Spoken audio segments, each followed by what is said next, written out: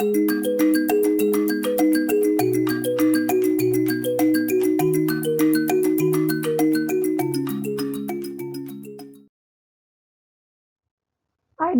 is a Western school of philosophy.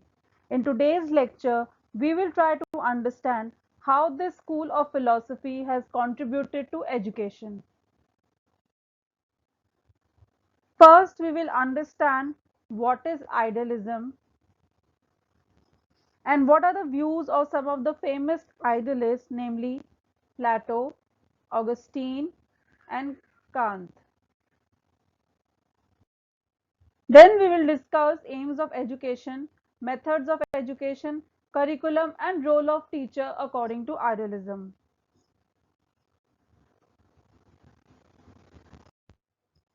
Idealism is the oldest school of Western philosophy.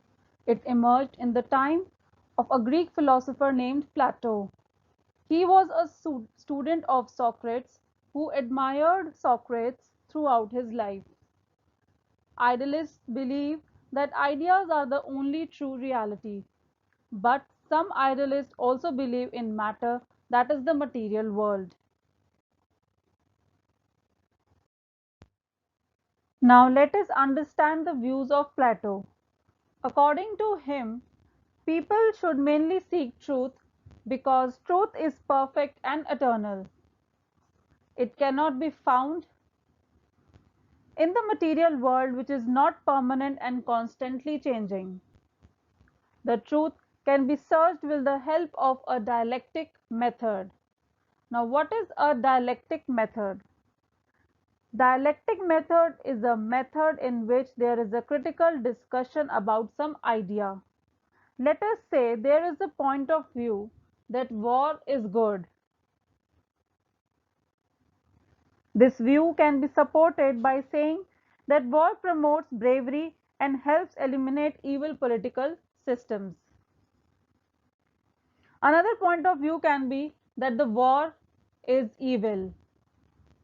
This view can be supported by saying that war causes people to be killed, destroys property, and has adverse moral effects.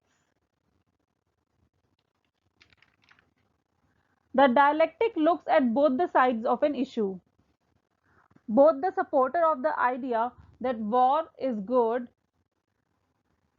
and the supporter of the idea that war is evil, after a long discussion, can come to a conclusion that war has good and bad aspects, which brings them closer to the truth.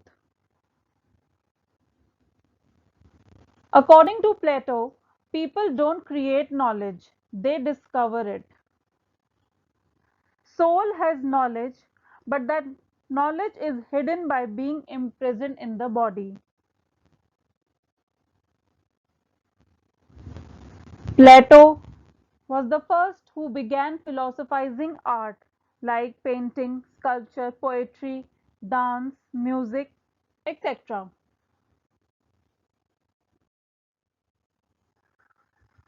Augustine.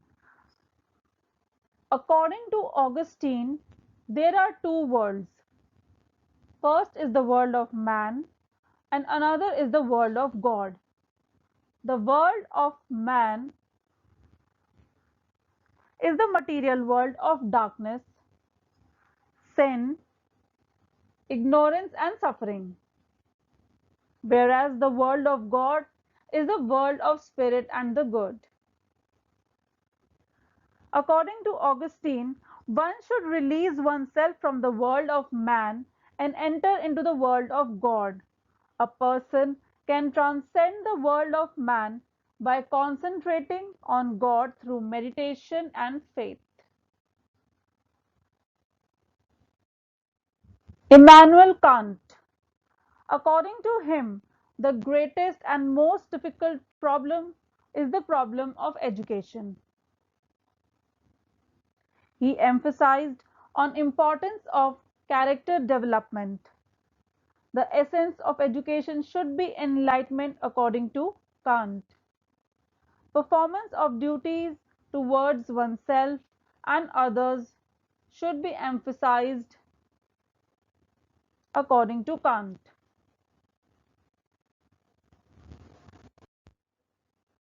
Now, these are the three aims of education according to idealism: search of truth, self realization, and character development. Search of truth. According to Plato, truth can't be found in the material world because it is not permanent and is continuously changing. According to him, conception of true ideas is the highest aim of education, towards which all the people should strive. Mind is more important than matter. According to Augustine, true education leads one to God. The search for truth is search for God.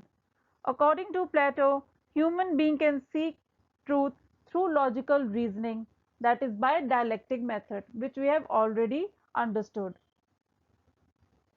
The second aim is the aim of self-realization. Self-realization means that education should help in realizing full potential of the students.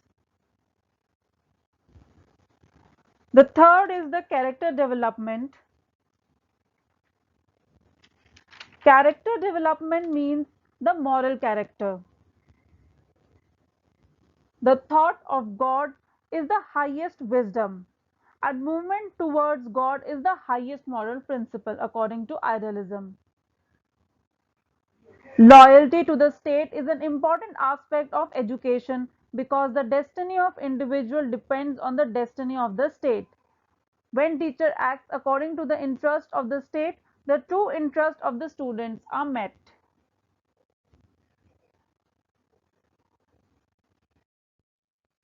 There are two methods of education which can be used according to idealism. First is the dialectic method and the second is the lecture method. Dialectic method we have already discussed.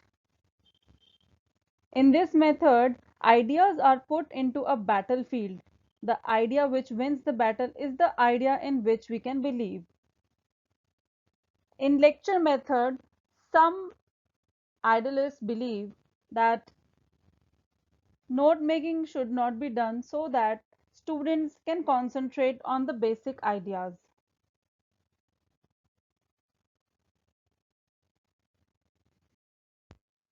Now, what should be the curriculum according to idealism? The curriculum should teach students to think. Teaching material should encourage students to think about humanness, truth, and honesty. For older students, the curriculum should be designed according to the age of the students. Ideas can change lives. Christianity and Marxism was once merely an idea, but such ideas have transformed whole societies.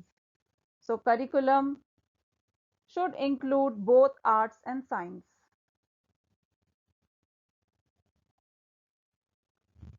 What should be the role of the teacher according to idealism? First, the teacher should encourage students to ask questions. It is the duty of the teacher to choose appropriate educational material for the students.